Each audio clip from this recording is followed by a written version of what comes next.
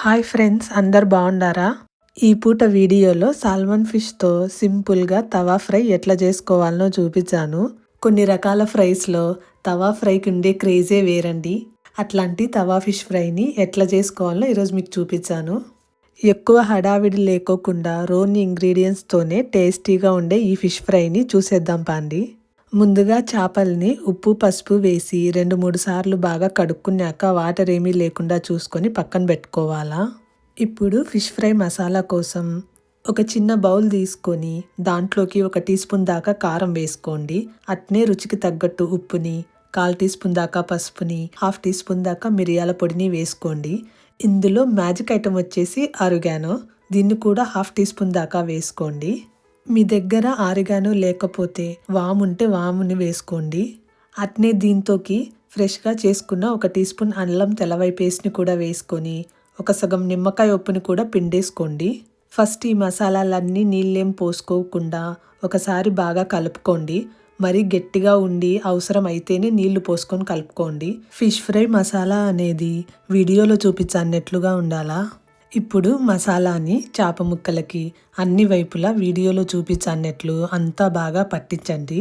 చేప ముక్కలకి మసాలా అంతా పట్టించినాక ఈ ప్లేట్ని ఫ్రిడ్జ్లో 15 నిమిషాల పాటు ఉంచాలా.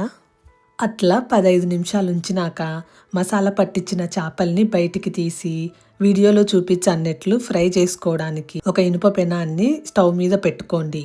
స్టవ్ ఆన్ చేసుకొని పెనం వేడైనాక 4 టేబుల్ స్పూన్ దాకా ఆయిల్ వేసుకోండి.